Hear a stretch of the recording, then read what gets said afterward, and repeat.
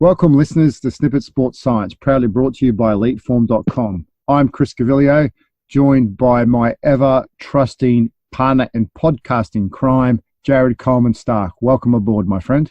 Thank you, Chris. Hello, everyone. The thesis here was the effect of training with free weights or machines on muscle mass, strength, and testosterone and cortisol levels. For today, we're just going to focus on the difference between free weights and machines. Been a really good lit review that Shane did, so we just thought we'd just rip into it, really. And I think, this is something we don't traditionally cover because we all assume that we're just training with barbells all the time.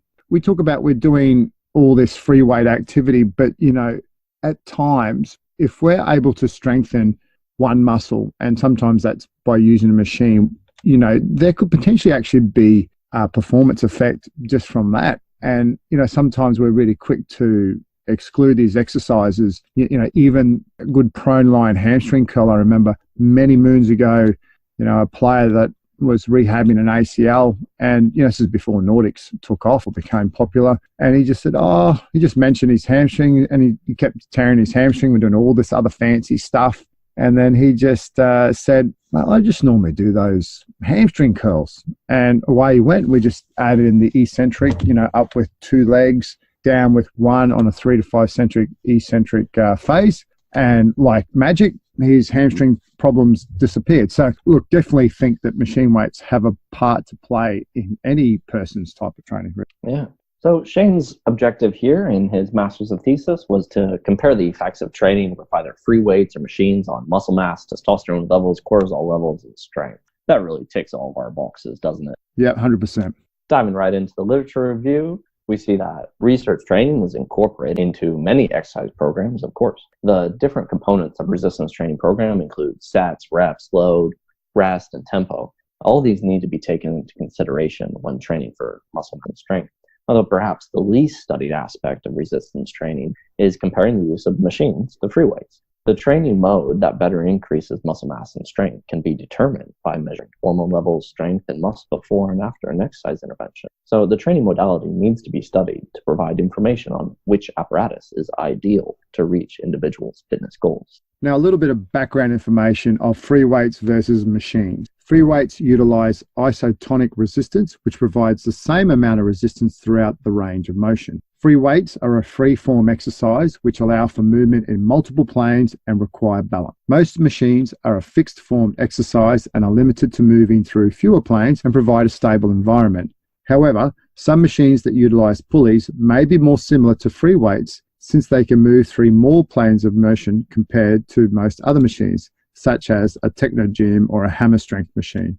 Machines offer different types of resistance depending on the machine being used. Isokinetic resistance can be provided from machines which utilize a constant speed of contraction over the entire range of motion.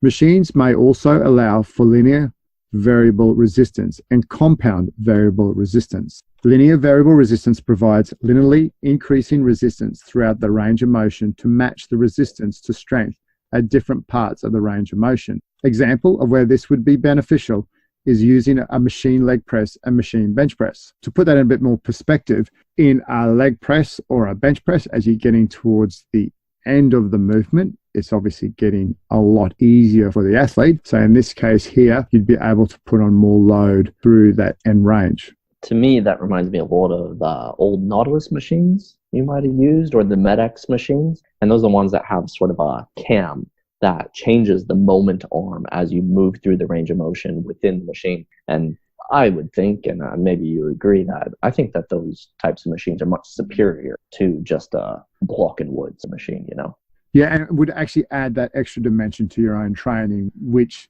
is why sometimes we go towards machines. On the flip side, compound variable resistance provides a load which changes to match the ability of the musculoskeletal lever system to produce force throughout the range of motion. An example where this would be beneficial is the utilization during an arm curl machine. The major difference between training with free weights and machines is that training with most machines provides a very stable environment, while training with free weights requires more stabilization and balance. Very straightforward background information there for most of you, I assume. So we'll move straight into the advantages and disadvantages for free weights versus machines. A review of the literature has revealed both positive and negative aspects of training with free weights or machines.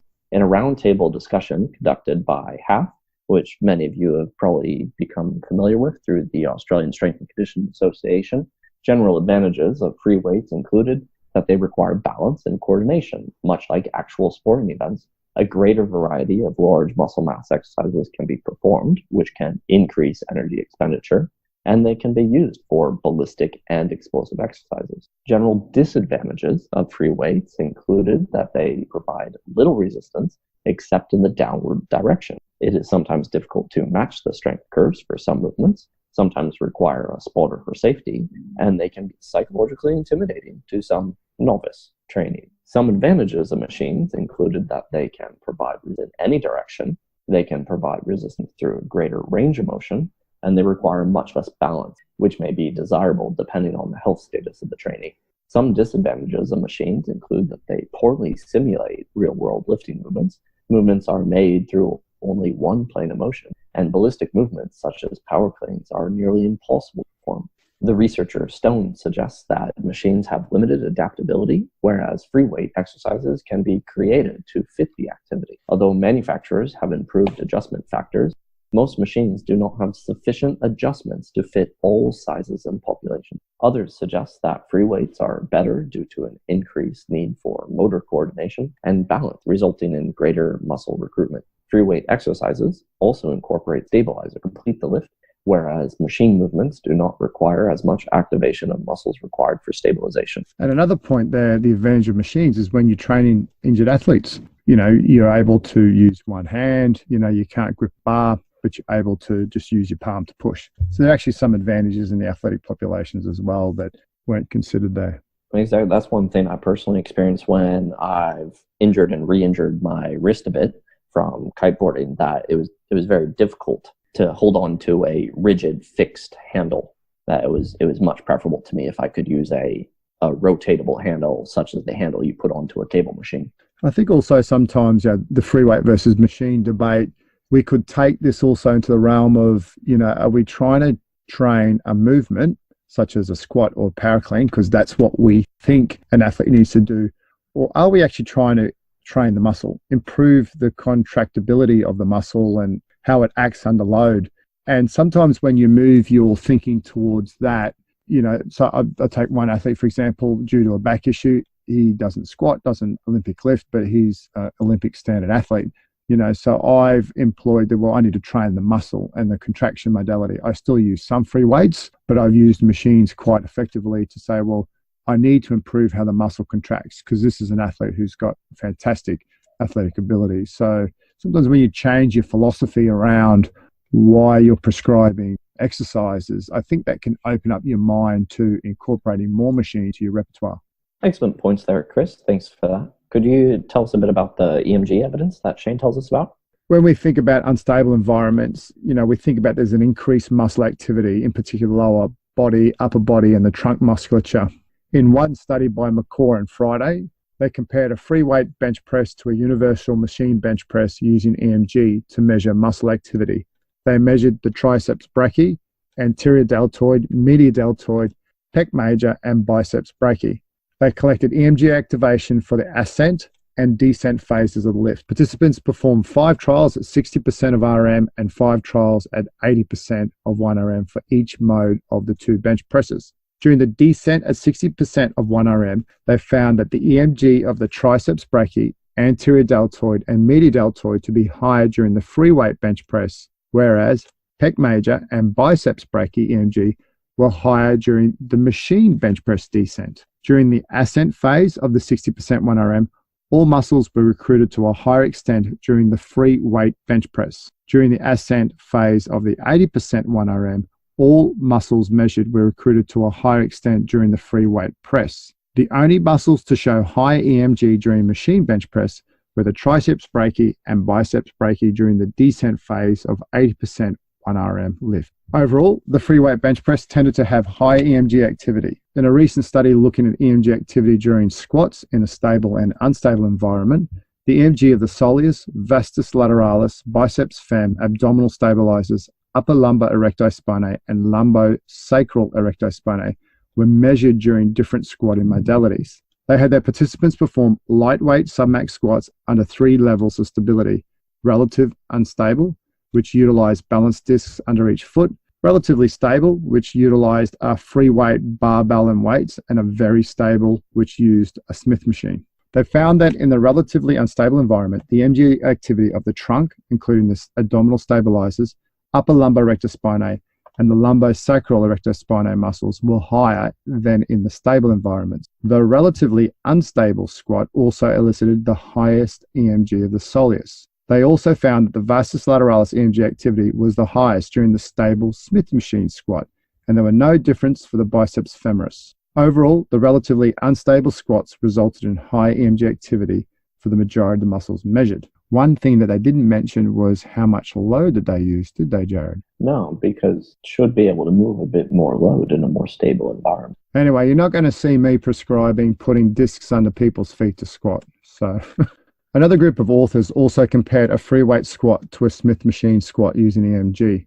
Unlike the previous study I spoke about using the stability discs, the participants performed the exercises at the same relative intensity. Or in other words, they used a weight they could lift for 8 reps on each machine, so they're 8 RM, rather than the same absolute intensity.